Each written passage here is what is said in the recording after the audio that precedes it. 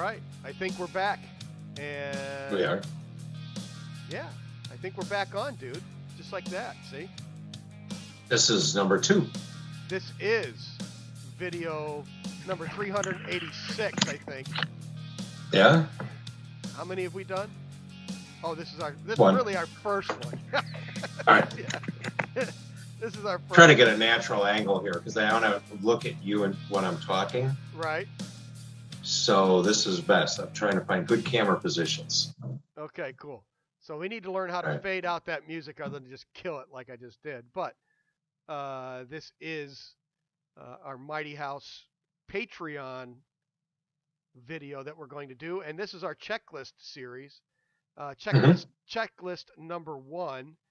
And today, I think we're going to do something like this. And this is our checklist for the Mighty House bathroom remodel.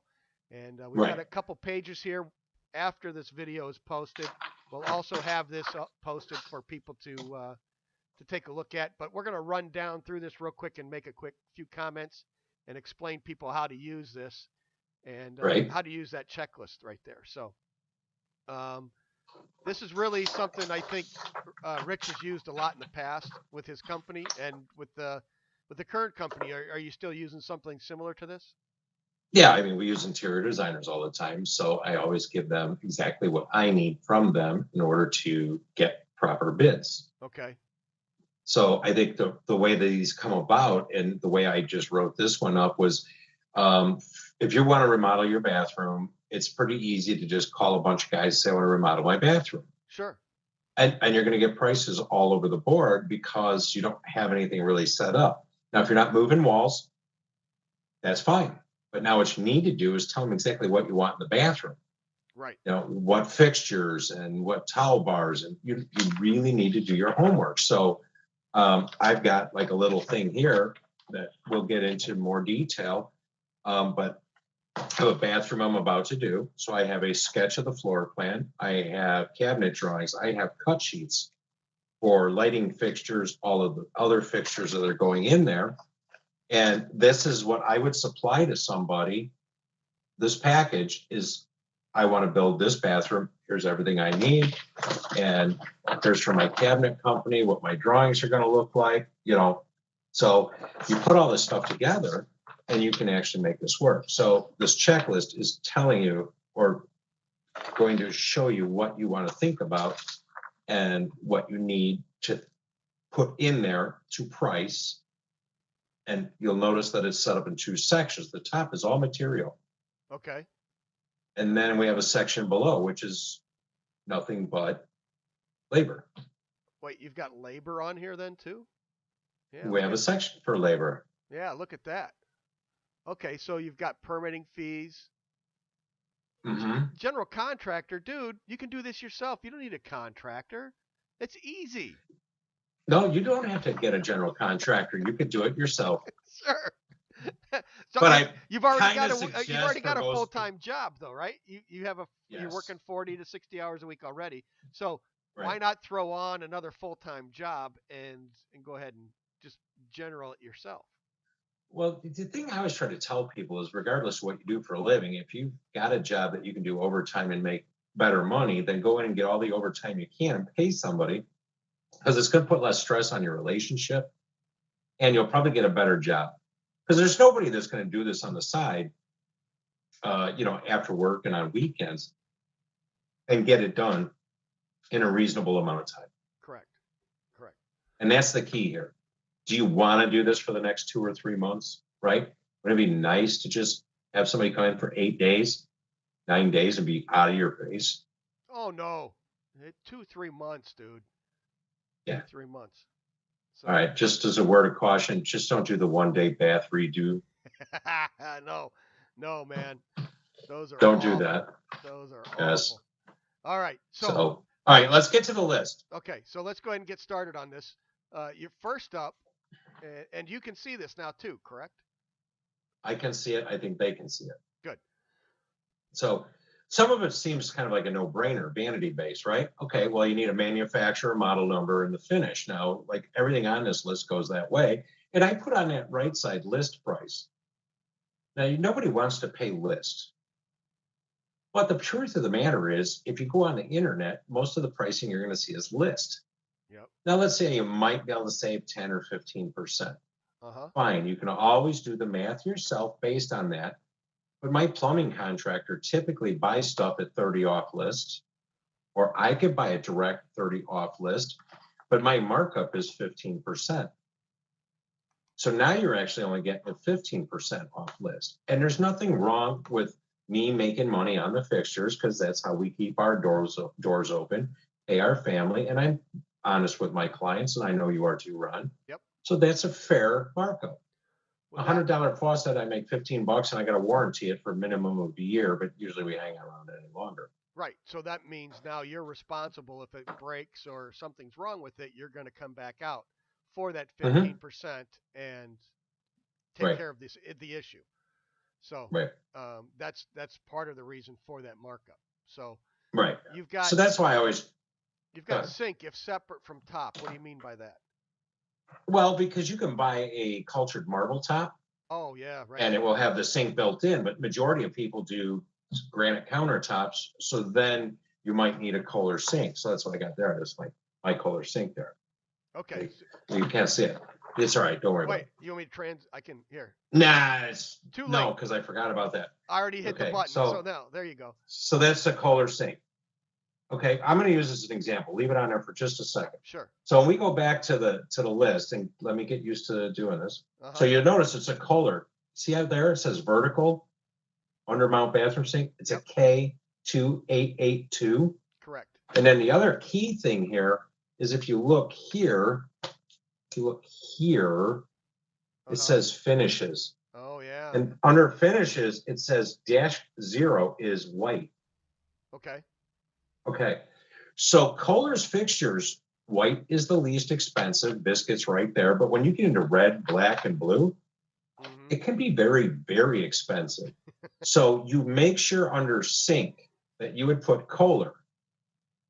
You can go back. There you Yep. go. Perfect.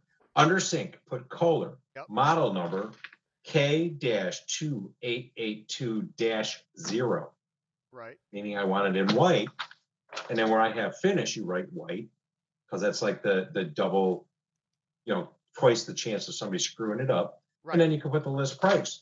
And the list price on their website on this was like $139 or something.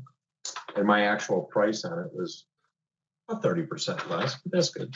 Right. So, but you're using lists to create your budget, and if you save a little bit, you save a little bit versus trying to use what contractor pricing might be, and then all of a sudden you don't get it, and now your budget's you're over budget because Right. you're not getting that anticipated price. So Well, part of the reason for doing it too is that if you have a subcontractor give you or a plumber give you a price to do this stuff and it totals more than what your numbers are, then it's a good indication that you're getting taken advantage of. yeah, or he's just marking it up more, or for whatever reason he's Wow. not getting the discounts, and so That's possible. What that might be not the guy that you want to work with then, correct. because you're just going to end up paying more. But the other thing is what this can do is it'll build into your 10% fluff. Right. So if something doesn't work out well or there's a hidden obstacle, technically your money's already been budgeted. 10% on every item on this list could leave you with a substantial amount of money to save. Right.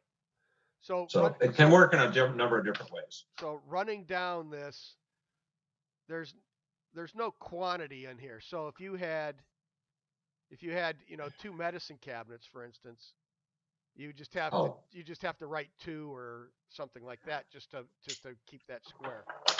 Okay, well, if you go down a bunch of lines, it says body sprays, and I did write quantity in there. Oh, really? Okay. With parentheses, but I did not, as you said. Nope, it was up top, about middle. It's under body sprays, under the bathroom stuff. Okay. But you're right.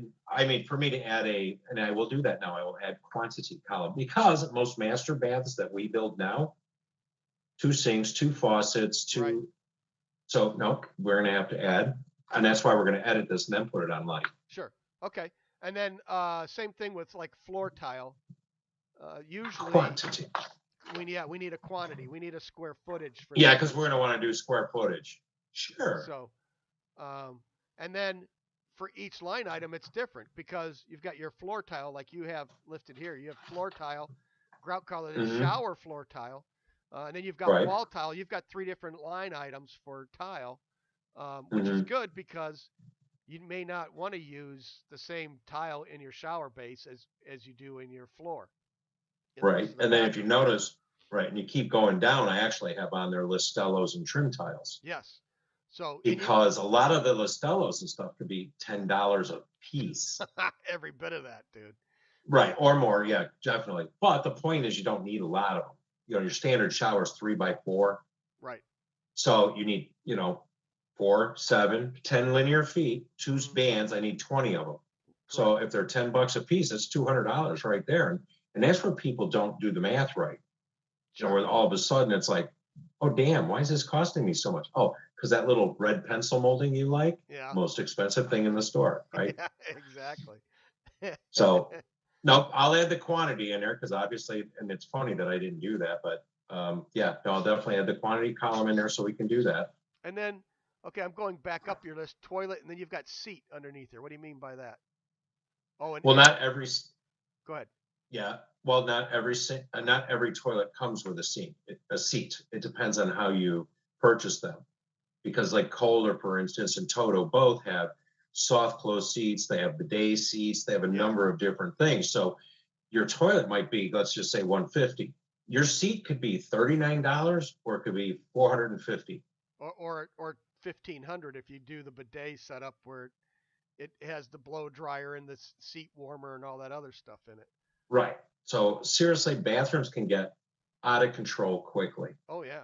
Uh, so then when you go below that, then like you were talking about when I talked about the in-wall carrier, I'm a huge fan of Gabarette in-wall tanks. Okay. So most people would know, like you go to a commercial place and you got the wall hung toilet, Sure. but these don't have tanks. It moves the toilet back a good 8 inches.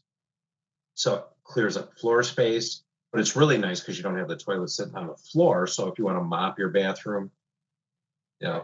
but it takes in a remodel, takes a lot of extra work. Or if you're doing a remodel where you want to have it more compliant, ADA compliant, or just universal design compliant, having that Hmm. up off of the floor makes a big difference for ease of egress and on and off the Oh yeah. toilet. Well, standard toilet, like a child's toilet's 10, standard toilet's 12. The not handicap, but the comfort heights, Hmm. I believe, are 15. And I remember doing one at like 22 inches. Right. As a pro basketball player, the guy was 7 foot. So can you imagine how long your legs are? So you don't want Right. to seat at 12, right? So we actually had to weld to the bottom of the Gabarette rack. We had to raise it. Oh, excellent. It Excellent. was excellent. But Nobody else could use it. sure.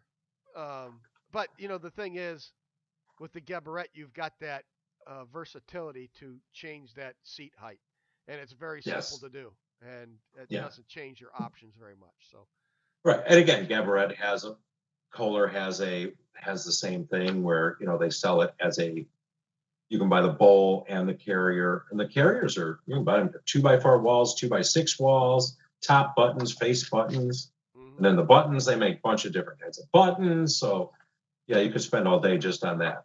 Okay, let's. Something else you've got on your list here is the bathtub or a spa tub, and then you've got two more items or three more items underneath that. Let's kind of go over why. If you're buying a bathtub, Okay. what else do we need? You've got a tub filler valve, the tub Hmm. filler trim, but there's also the drain waste and overflow that's going to have to be designed for that tub too. So when you select And that bathtub, you want to make sure you're selecting a drain waste and overflow for that also. I know, and I just realized that's not on the list. Yeah. So, um, oh yeah, you do have. Uh, Yeah, go ahead. no, I don't have that on there. So, a bathtub, you can do something simple like a Kohler Villager, and those are Hmm. going to be maybe $300, $400, something like that. But if you get Right. into one of those spas that are, have the diving board, and hold 600 gallons of water, you're going to spend $4,000 or $5,000 on some of those things, or the Right. clawfoot tub ones that are extremely expensive. So Exactly. it's a good thing to watch your list price over on that far right column and realize what you're doing to the budget as you start selecting these items. Well, and that's the thing. Now, the important part of this is if I put this list together and I show list price, once I'm done with this and I want to hire a contractor, I hand this list to every contractor I want to hire. Now everybody is bidding the same thing and it's apples to apples. Yep. The Exactly. demo shouldn't change. The fixtures are all called out. Now you can make an educated decision. The reason I call out for showers and tubs and everything, valves differently, is because there's a wide range of valves. Moan, for instance, makes a posi temp and a, oh darn, what's the other one?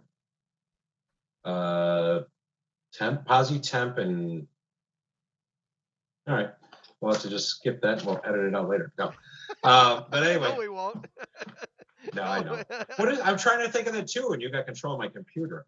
But anyway, they make two different valves. No, but all right. So one of the valves you can only pull it out or turn it. Sure. You turn it and it goes right from cold to hot. Correct. The other one you pull out to turn the water on and then you rotate it. And one has a temperature control with stops. So the valves cost a little bit more. Got it. So that's why sometimes you got to do that differently. And then the in-floor valves for like a tub filler. Do you want the old looking tub filler with it looks like a phone, with the body, the handheld spray and stuff. So you really got to do a little more research into exactly what you're looking for. Right. Yeah. So, okay. So that's good. Let's. I don't know. You've got, okay, let's go back over here to the list. I've scrolled down a little bit further. Soap dishes, some of those can be built in, but I think they make the pre-made ones now that you can cut in. Schluter has them and a bunch of other manufacturers. You just cut the drywall out, you can slide them in and set them in.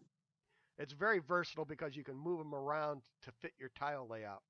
Right. So you're thinking like a soap niche, that kind of thing, where it's a built into the wall shelf where you can just put your bottles of shampoo and stuff. Correct. And then the other thing I have on there that just to call out though was like the grab bars, towel bars, and soap dishes. Oh yeah, right. Most manufacturers now have accessories that go along with the line. So like 90 Degree is a line of Moen faucets. Moen clearly makes towel bars and everything that are along the same design lines. Got it. So in other words, you're not going to just run to a box store and go buy a chrome towel bar to go with your chrome 90 Degree faucet when you can go buy a 90 Degree towel bar that matches your faucet. Right. So it's a suite. Yeah. So the design of the holders and all that are equal to that of the faucets that you're using. So it all syncs up. Mm-hmm. Right. So, okay. So yeah, that was kind of it. And I just threw on the bottom, you start thinking about cement board for walls and floors and, lighting fixtures, window treatments and paint. That's kind of no brainer stuff, but it sounds cheap, but a gallon of paint's $50. Yeah, no, it starts to add up and, you need it does. You need a couple gallons, you need your primer. So, there's that kind of stuff that needs to be included in there also. So, also, why window treatments? If this is a bathroom, aren't you going to just have like a glass block or glass block window if it's in the shower? Are we? If it's in your shower, I'm not a big fan of glass block because it still isn't watertight where it meets the wood framing. Yeah. I'd still rather pull it out, put in proper flashing, and put in a vinyl window or something. Okay. But again, everybody's budget's different. The window treatment could be, a lot of showers don't have windows in them, but you have a window over the back of the toilet. Oh yeah. Okay. So you're not going to spend all this money on a brand new bathroom and then put up the old newspaper, the blind stuff you had when you moved in, or the half-inch PVC mini blinds that have lead dust falling off of them all day. Sure. Yeah. So it's just something that you need to think about. Everybody that buys a brand new house thinks they're all that, and then all of a sudden they find out to get all their window treatments done is $40,000. Yep. Or that's not a big one, but even still, even on a small house, easily $10,000. Oh yeah. Oh yeah, no, it adds up, and it's just these Right. little things like the entire list that you've got here that you've compiled is one little thing is no big deal, but you start putting it all together, and all of a sudden, what you think you're going to be able to do this bathroom for 5,000 doesn't even that 5 grand doesn't even buy all the parts you want. So, No. yeah, I mean, it can get out of hand pretty fast, and that's a good reason to kind of go through this checklist even before you call a contractor. And Oh, like you're absolutely. saying, put this together so that when you are handing this to your contractor or you're doing it yourself, you've got a good idea. You may still call an electrician or a plumber or things like that to be able to. You Hmm. can still hand them this stuff, and you Right. might think it's goofy, but the toilets out there now today are requiring electrical outlets. So, you got to kind of Hmm. think about that whole thing through the entire process. So, it's pretty cool. Right. All right, So so let's move down real quick to the labor portion. So, sure, and this is an Excel spreadsheet, but unfortunately, we realize we don't think we can upload an Excel spreadsheet. But if you email ron@mightyhouse.net or rich@mightyhouse.net, I can send you the Excel file. And if you have Excel, then you can fill in the blanks. It'll auto tally. correct. So that to me is always I love Excel. I know. it Microsoft altogether, not so much, but no, Excel, he did good on that one. yeah, no, that's a very powerful Yeah. program for sure. And we use Right. it for a lot of stuff. So permits and Hmm. fees. Um, I jumped ahead 1 second. okay, go ahead. So right above there it says labor to be considered. I actually try to base everything on the crew size. So if you're remodeling a bathroom, you're not bringing 4 guys. No. There's not enough space for 4 guys to do anything. So it's a two-man crew. So Yep. where I wrote $50 an hour is simply a suggestion. You need to come up with a number. Right. So you can ask your contractor, what is your current labor rate? Yep. Now, don't just think everybody's $50 an hour. You might have a journeyman who knows what he's doing. He could be 55, but a laborer who's 35. Right. But But you're going to average it yeah, $50 an hour. yeah, and your plumber's gonna or your electrician could be 125 an hour. So Oh, would you get a raise? yeah, I got it. I got a raise. Ron, for the newbies, Ron's a licensed electrical contractor, so I couldn't resist. Because I'm a carpenter by trade, so we're working for the same thing we did in '86. Yeah. Yeah. So Seriously, it's bad. and Um, if you're in the Chicago area, your labor rates, I'm going to say more average, are going to be 75 to 85 as a sure. general rule for calling somebody. So, Right. but different parts of the country are different. So I think 50 is a good starting point, and you kind of go from there. You have Now, you want to have a lot of fun with this number? sure, Okay. You're the guy at home who wants to do this himself. right, What do you make an hour for yeah, wages uh plus huh, taxes plus insurance? What is your hourly cost to your employer? uh huh, And put that number in there. right, And let's find out if it isn't cheaper to hire somebody. yeah. Oh no, it very well could be. It very well could So be. that's what I'm saying. If you got a guy that's, willing to work $40 an hour and you're making more than that, why would you do it? I got a guy. I got a guy. It's easy. Yeah, everybody got a guy. That's what scares me. All right. So we go to permit fees. We started there. And I know a lot of people do this stuff without permits. And, in some towns, I'll be honest, where I live, if it's owner occupied, I don't technically need one, Right. Yeah. even though I'm tearing into plumbing. Correct. Yeah, because you own the home. Yeah, that kind of scares me. That's not, Yeah. I can sit here and say, okay, it's fine for me because I know how to do this. I've been Right. doing it 30 years. But my neighbor, who's an electrical inspector, I really don't need him soldering pipes together. Right. And it's okay for you if you're living there, but when you go to sell the Hmm. place, now it's not up to code or it has issues, and Right. you know you're using PVC water lines when you only should be using copper water lines, and it gets called out on your inspection. So um, Right. permit and fees, I always tell people to get permits, whether they do or not. That's Hmm. up to them, but Right. I always, because to me, I don't care. It's no big deal. I know all the inspectors, and Right. and I talk to them and we can work through most issues and everything's usually fine. So it might slow us down a day or two because we're waiting for Hmm. inspection, but we know we're doing it, so we're calling and scheduling it with so that they're in that scheduling phase, so we're okay. Um, Right. but permits could be $50, could be $1,500, depending on your town. So it's always good to call the local Right. village or the city building department and ask, one, is it required, and two, Hmm. if it is, what are your fees? So Right. that it's a good option to have, to at least know what that is. And they may say you don't need one, and that's fine. Because if you're Right. doing direct removal and replacement, you're not moving any electrical, you're not moving any plumbing. Hmm. It's a direct replacement. They may say, no, we don't need a permit for that. So, So I did a condo down here, and because I had a first floor condo, I did not need a permit to replace the toilets. But if you have a second floor condo, you must have a permit to replace the toilet. really? Yes. Apparently, nobody likes being peed on. Yes. that, You do not need a permit if you're on the first floor, but every floor above you needs a permit. It was uh, like, that's rich. yeah, I that love is it. excellent. Oh, jeez. All right. All right, let's go So back to the demo. list. Okay, so demolition, and I actually, while you were talking about the permits, I made a note because I didn't put dumpsters on my material Oh, list. yeah. Yeah, yeah. But dumpster slash bagster. Uh Bagster is huh. kind of a cost-effective way. But yeah, so demolition labor. How if it takes two guys in there, how long do you think it's gonna take? And I don't mean just tear everything apart. We're talking about stripping it down to the studs, pulling up all the old floor tile, underlayment, pulling all the nails out of the studs and everything. Yep. I mean, we're talking go let's back to fresh framing to do a proper job. Sure.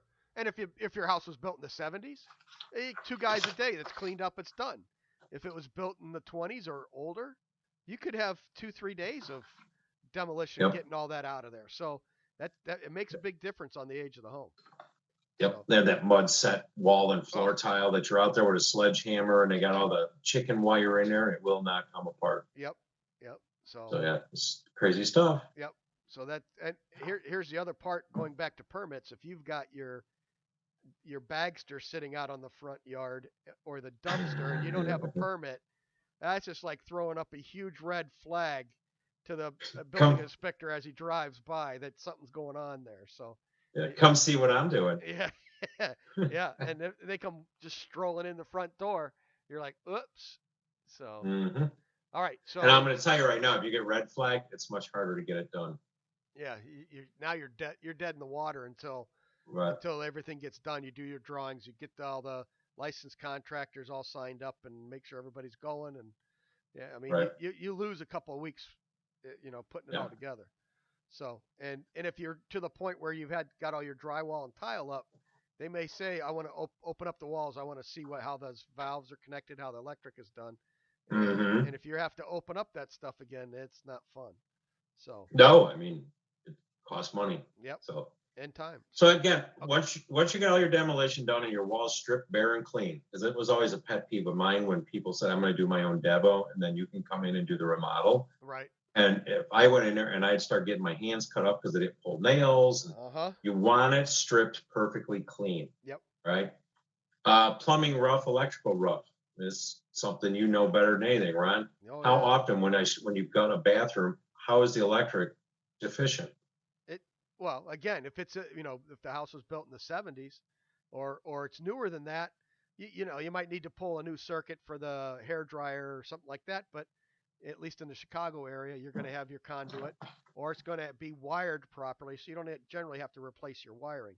When you get into the older homes, you're running new conduit, you're bringing up new circuits. You know it's going to happen in an Hmm. older home because that bathroom's on with the entire second floor, or half the house. So But you want to make sure that when you're doing the electric work that you are bringing it up to code, and you need a 20 amp circuit dedicated just to that bathroom, and then you've got your lighting circuits and GFI, stuff like and a GFI. GFI burn. Correct, But don't all bathrooms have to be GFI protected, yeah, lighting and outlets? correct, correct. So, and most old homes don't have that. They might have an outlet that you put a GFI outlet in, Right, but yeah, the can light in my shower right now, I'm pretty sure is not GFI protected. yeah, exactly. So But my mama only raised one idiot, and he lives in Georgia, so I know not to take the light bulb out while I'm showering. Yes, yeah, that's good. Yeah, That's yeah, good. So, plumbing rough. So, like in your part of the country down in Florida, you can run PEX, can't you? yeah, And CPVC and that kind of stuff. So those, yeah. Most all of it is legal. I still run copper. okay, I like the challenge of soldering. yeah. But you get again, if it's old galvanized pipe, you might have to replace all that. Right? You don't want to leave it in the walls if you've got it all opened No. up. Now is the time to change it. And you may only stub the copper down to the basement or